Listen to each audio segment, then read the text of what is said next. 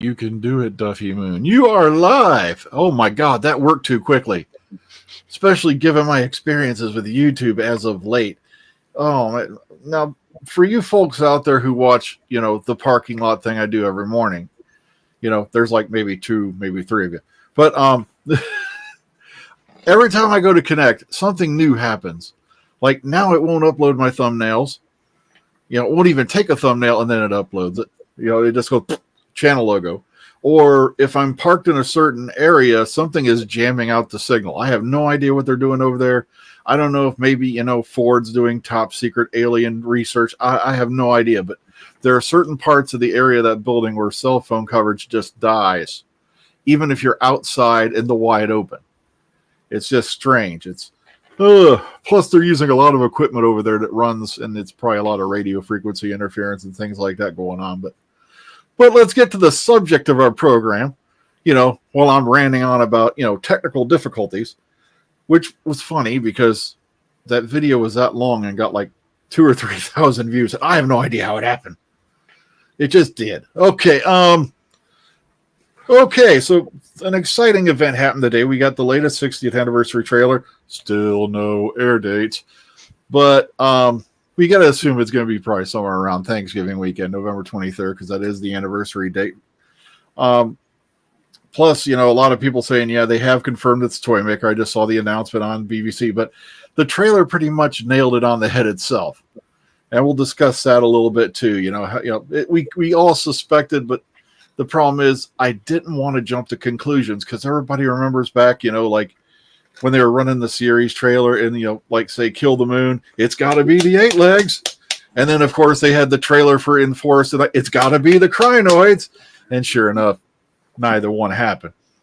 So that's why I didn't want to get my hopes too far up, just in case they pulled the rug from underneath us again. But okay, I want to hear your guys' views on this thing. Enough of me ranting, raving, and going nuts. Let's start. Let's start with Carol Ann, because she has not been with us for so darn long, and I want to hear. Carol Ann, what did you think of this little trailer thing that we had today? Hi. Yeah, it's been a while. Yeah, it's funny because when I came home, I saw your announcement and I'm like, well, what's it about?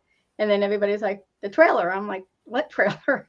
So I mean, I was like, I really haven't been paying attention to Doctor Who lately. I actually kind of, my excitement for the show has kind of faltered. I mean, I'll always love Doctor Who, but I just, frankly don't care. So when I watched it on YouTube, I watched it like 3 or 4 times and my excitement has risen. I'm actually excited. I love Neil Patrick Harris. He's a great actor. I mean, I'm actually more excited for him than for Tennant. Everybody is like, as soon as David Tennant was announced, I love David Tennant. I love the 10th Doctor, but it's like, okay, that's like so long ago. Why are they bringing him in now? Give this new guy a shot. Why are we going backwards instead of forwards?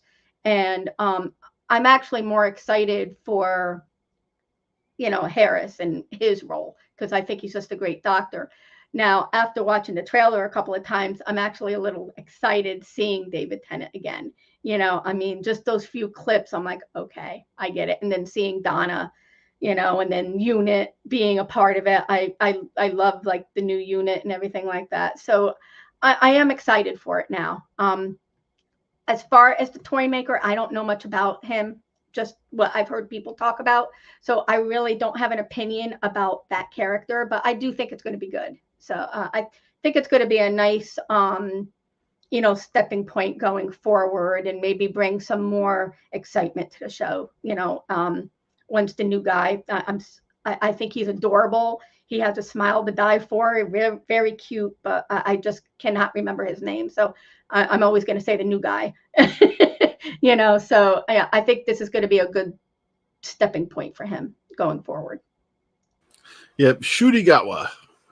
I just remember because it sounds like, he's shooting some Shurigawa. Like it sounds like the name of a gangster. Shurigawa. Oh, but okay. Well, for you folks who don't know that, the reason why they brought David Tennant in for this thing was the fact that Shuri was busy finishing up some stuff on sex education. Plus, he was doing the Barbie movie, and they had to finish some things up on that. So that's why they wanted to have a 60th anniversary, but Shooty would not be available to film it. So that's why, and of course we all know RTD stepped in and he goes, okay, why don't we do this? And then they called up David Tennant, and that's how this whole thing came about. Plus, Catherine Tate was more than happy to come back because she loves the show. She loves doing the show. So, but okay, enough of me ranting. DWC, what did you think of this trailer? What do you think about the whole thing? The first thing I thought was, wow, the production values have definitely gone up. Some things to take away from this. Well, we all know that the episodes are called the Star Beast, Wild Blue Yonder, and the Giggle. Now, the interesting thing about the last time we had any kind of trailers or whatever for it, there wasn't really much for Wild Blue Yonder, and all I can think, looking at this one, is, have we still got footage for Wild Blue Yonder? Because Rusty Davies does seem to be very keen to keep that one as much secret as possible. So that's an interesting thing. Other things to take note, we saw the helipad, and I'm like, so that's what those leaked photos we saw was all about. Also, why the hell is Unit in Avengers Tower? But equally on top of all of this, the return of the Celestial Toymaker. We did a video once a while back where you asked us which characters do you want to see come back.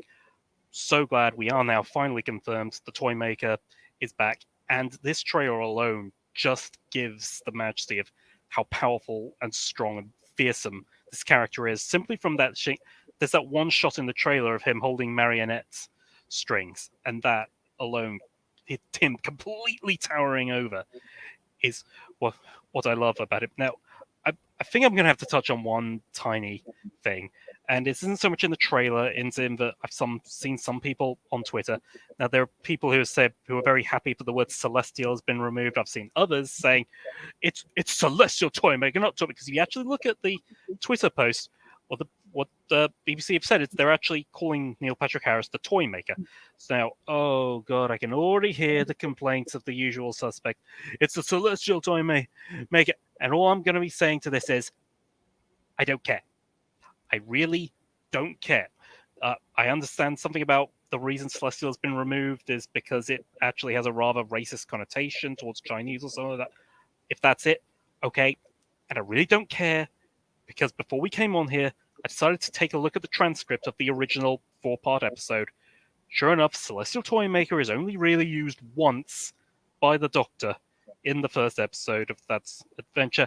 Every other time, he's referred to as a Toymaker. So it's not like they're doing anything completely different. But yeah, all in all, definitely very excited from the look of this whole trailer. And of all three, right now, the Giggle is absolutely the one I'm looking forward to the most. Yeah, definitely. Neil Patrick Harris. Yeah, like Carol Ann said, this guy is an amazing actor. He's been in just about everything. Of course, the Toymaker, originally played by Michael Gough, a very, well-known British actor. A lot of people, I believe he was a British actor. Okay. But sorry, I had a moment there. You start having moments like that once you're past 50. I just want to warn you now. But a lot of people here in America, of course, know him as Alfred from, the Tim Burton era Batman movies. Plus, he did hang around for, did he hang around for both the ones that came later? Well, we don't want to remember the ones that came after, but okay. Sadly, he has passed away. But I couldn't think of a better actor to, come in and fill in that role, because Neil Patrick Harris is just the force of nature in everything he does. Everything from Broadway up to, television shows, up to cinema. He's just amazing. Okay, Callan, you were around when the Toymaker first, reared his ugly head back in the day. What do you think about this? That's a good question. I'm glad to see him back. I would really like to see all four missing up there. Well, all three missing episodes. We have got one of them. Michael Gough is obviously, it was just blindingly good and powerfully evil as a Toymaker. I'm can't wait to see it. I think this new man taking on the role will be brilliant. I can't remember any of the actual episodes back in the day.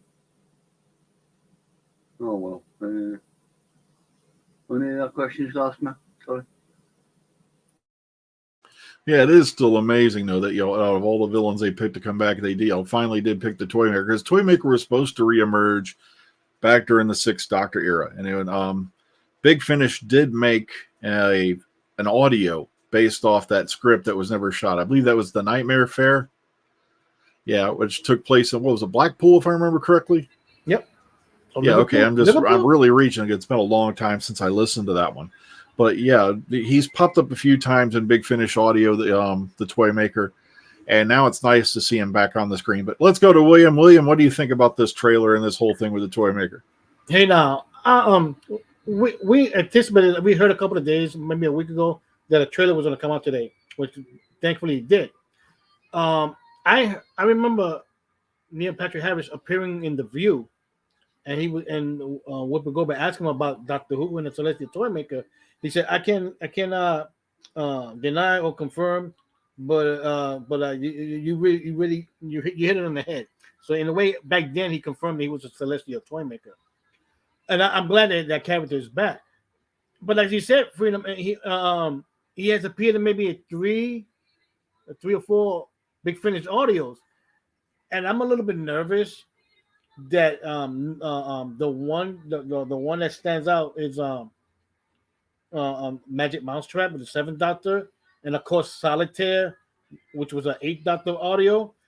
If none of that is brought up, then in a way, the Night and the Doctor really doesn't make no sense, because if you remember McGann mentioning those companions, his companion faced off the Celestial the Toymaker. So in a way, I hope they don't have to be big about it, but I hope he doesn't mention that first that story from '66 is the only time they face each other.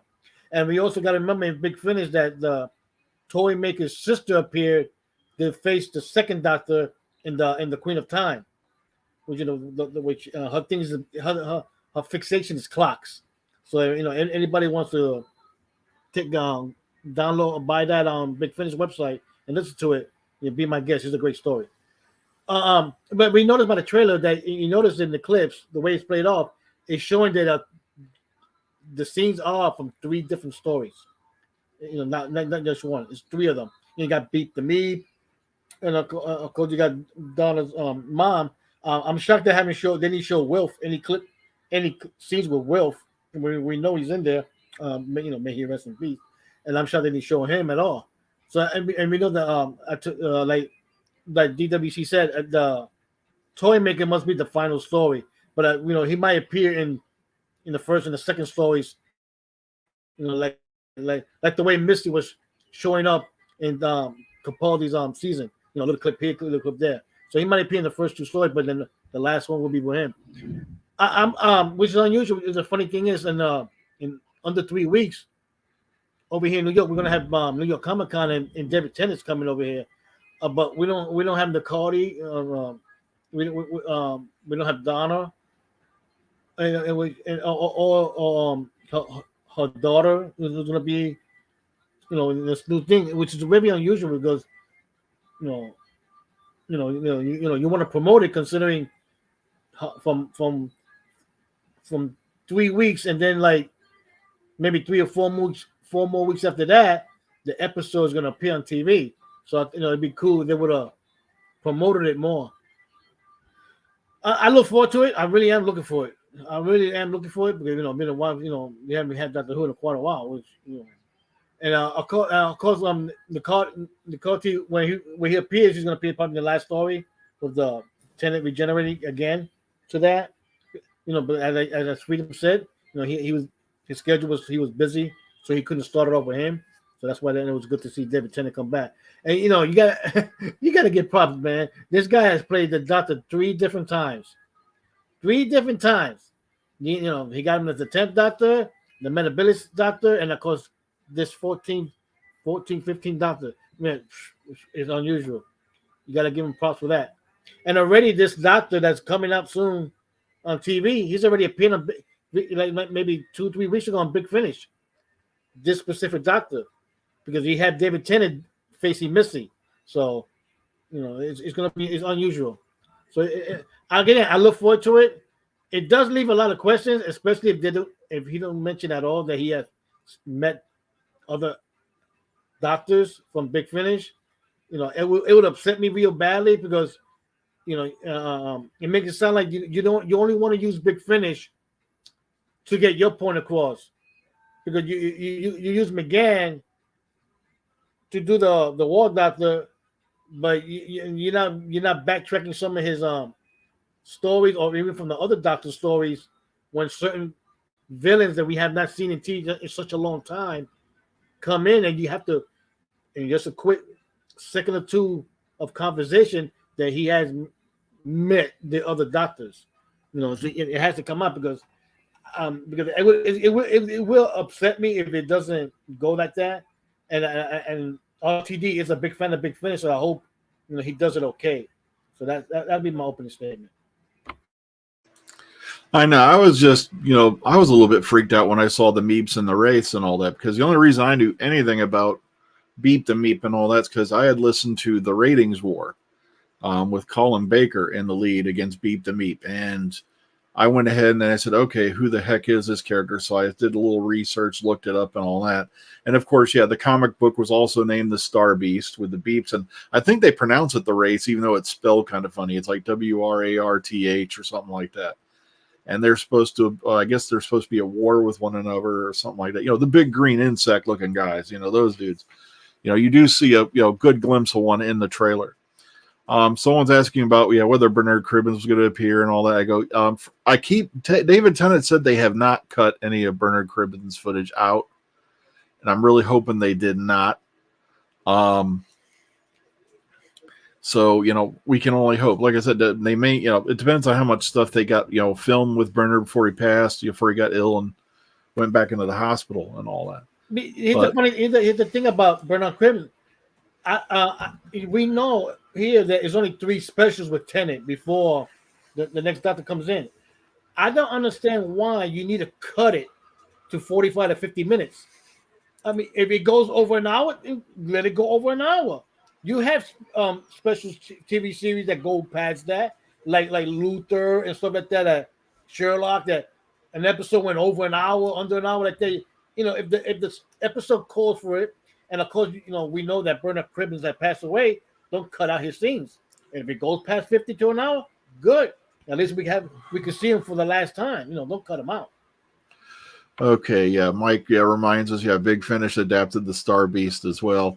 They did do a number of I think some comics, and they also did, some of the novels and things like that, adapted them into audio along with unfinished scripts and things like that. So who knows, maybe you'll get a little something if you go look it up. Go to Big Finish. They want your money and they love stories. Okay, jump ball. Everybody just hop in at this point if you have any thoughts. Well, one thing I should say, William was talking about is the one from 1966. Are they going to say that's the only time they've ever fought?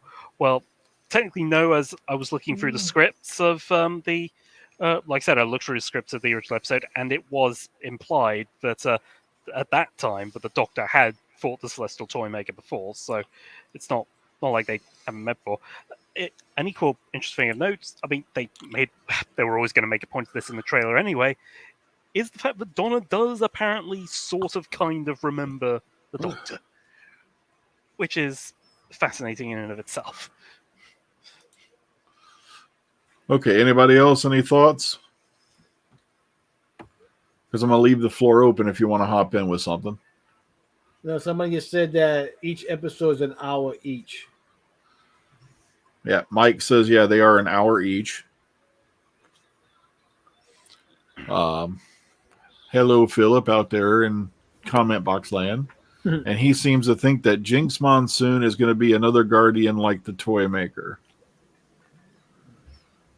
Well, it's a good thought theory. Like I said, we don't really know much about Jinx Monsoon's character and who they'll be portraying. So,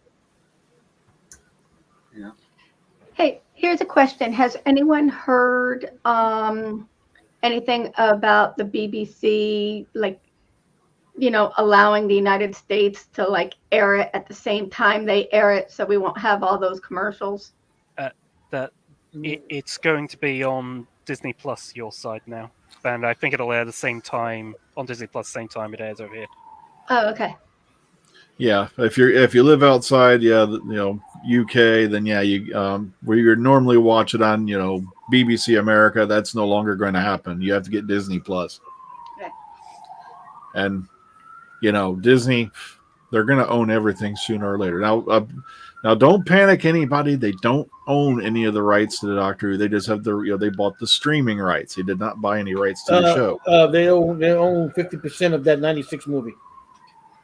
Well, yeah. Now that it's under, it was originally under Fox, and They bought Fox. Yeah. Well, that's just the film. As far as I understand, even Disney have actually said, look, we're not involved in the production of Doctor Who anyway. It's a purely British show. We're going to let Britain do it. Get the BBC do it. But word is they did have advisors. Yes, but apparently this is very common anyway. There are a lot of shows, even British shows, that have had advisors from American studios. This is a very normal thing. Okay, so like I said, we got the Meeps, we got the Race, we got the Toy Maker. Pretty much, like I said, I don't know why the BBC confirmed it in an announcement, because that trailer pretty much put all the nails in the coffin of that argument right there. It's like, I see you starting to recognize that line, right? I probably just killed that line altogether, but right there. Plus, the scene where he's doing the thing with the marionettes, strings and all that. It's like, okay, yeah, that's definitely the Toy Maker, because that level of power, it's got to be the Toy Maker. Ugh. Okay. It's funny that we only saw the trailer for the 3 specials, but we already aware that the next season's already recorded with McCarty. That's almost done. So I'm shocked that just for a little teaser that then he throw a scene of his season in there just to when it's gonna come in like that. No, I think they want to get these 3 specials out first before they even think of doing the promotion for next series. Unless they do a thing at the end of the last episode of the specials where they'll have like a little mini season trailer or something along that line. That I think they'll do. They'll do that. Or they might be creative and have a tiny little clip on a TV. Yeah. Like a little Easter egg type of thing. That would be kind of fun. Yeah, but word is they're going to start filming series 15 in a few weeks here in October. So, but the word is the reason why they're doing that is they want to get both series, they want to get the next series in the can as soon as possible, because apparently, Shudy's going to be doing some projects after his second season airs, and he wants to have all that done in time so he can come back and do another. So hopefully that means we're going to have him around for at least 3 series then. I wish somebody would break the 3 series curse of the new episode. It seems to be a curse now for some reason. It's the only one that lasted longer was Tenet by doing the specials, and of course him coming back a bunch of times. And we would have had Capaldi doing it, but as we found out, he was kicked in the can because for stupidity reason. Richard Fraser is saying in the comments, is the Toy Maker a Time Lord? Now, I was just looking into this. There was some original production ideas, but, well, what's the idea of Time Lords came about anyway? There was certainly an idea, but the Toy Maker was of the same race as the Doctor, because Time Lords hadn't been invented time. But no, as far as we know, the Toy Maker is not a Time Lord. No. That idea never actually ended up coming to fruition. I know some people sometimes get him mixed up with the meddling monk, who is a member of the Doctor's race. The monk is a Time Lord, but the Toy Maker is like the black and white guardians, like that kind of species. Yeah, you could say eternal. He's kind of a god. Yeah, I think there is some. You say that there is a. And like you said, like gods like that. That's the same thing with his sister, the Queen of Time from the Yeah, Big Finish audio. Again, I was looking into it. Apparently, there is a comic suggesting that he's the Crystal Guardian who is meant to balance out the other five Guardians. Okay, yeah. So it might give that. Yeah, wasn't he like the Eternals? It's like, yeah, I remember. Yeah, wasn't he supposed to be like yes, let's. Nah, I'm confusing him with the Master of Land of Fiction because I was like, yeah, wait a minute, wasn't he supposed to be like this very power extra dimensional being? But I don't think we got a whole lot of background on the toy maker, really. No, it's just he's an ultra badass. That's all we know about him.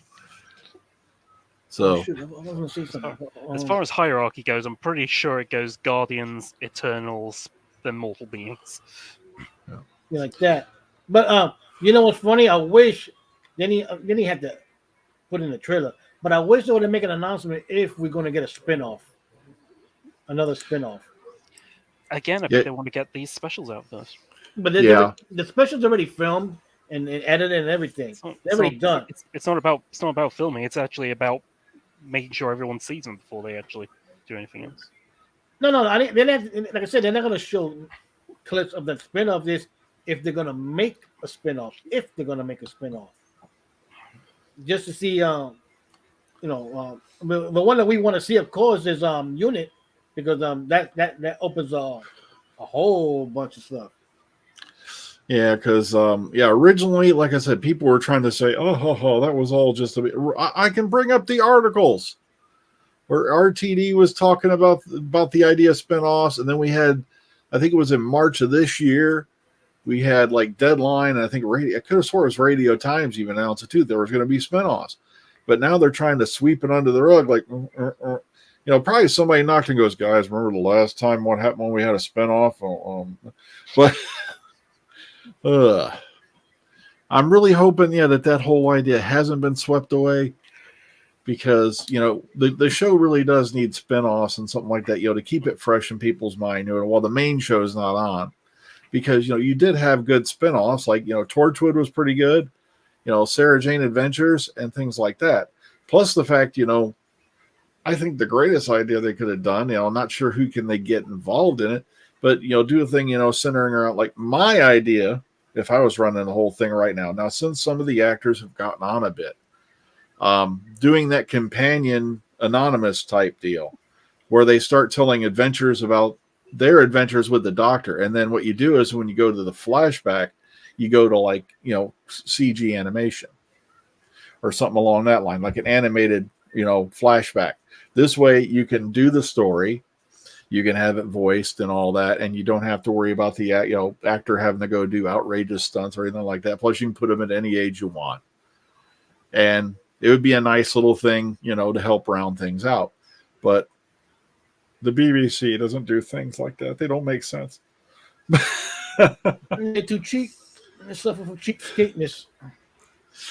Like I was shocked when they finally said, "Okay, we're animating the Underwater Menace." Okay, but Don't bring that one on, man.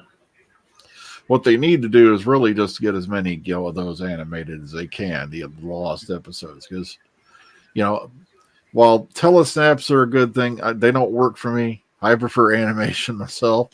I'm shocked. I'm shocked since this thing is so close to coming out that they haven't announced that they animated the toy maker to be released on DVD. It's probably difficult to animate given how much art there has to be to do. Yeah, there were a few politically incorrect things in there, as I've read later. People are freaking out about appropriation because the toy maker's costume appears to be some type of Chinese type of arrangement. But it's like the guy's an extra-dimensional being. He can wear whatever the heck he wants to wear. Yeah, well, like I said, I was saying at the beginning about how they're removing the name Celestial, and I know people are getting blamed. I don't care. Yeah. Like I said, I didn't see anybody having a cow when they had Tech Taeyoon in the one thing of Flux, and she's wearing, obviously, a Chinese hat and, standard type garb of that, from that country. Yet nobody was crying appropriation then. So it's like, seems like they just like picking on the past, series for some reason. I have no idea why. The classic series. all the ridiculous nonsense they come up with. But okay, we've talked about it. We've hammered it out.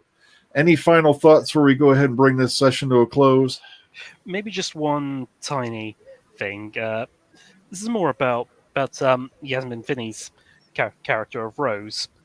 All I can think is, where did she get the name? I've just been thinking about, where did she get the name? Did she get it from Donna? And is that a more pressing point about the fact that how much does Donna remember? And equally more to the point, Yasmin Finney's character of Rose. Yasmin Finney is trans, and she did say at Pride a year ago that her character was going to be trans, which means her character picked her own name, which I find quite fascinating. Yeah, who knows? Like I said, I originally was just thinking it was Donna, a subconscious memory like she did, in End of Time, where, she was still helping them, but subconsciously. Things along that line. I just thought it was one of those deals. All right, anybody else before we bring this thing to a close? Yeah, I was going to say, Tennant's looking good.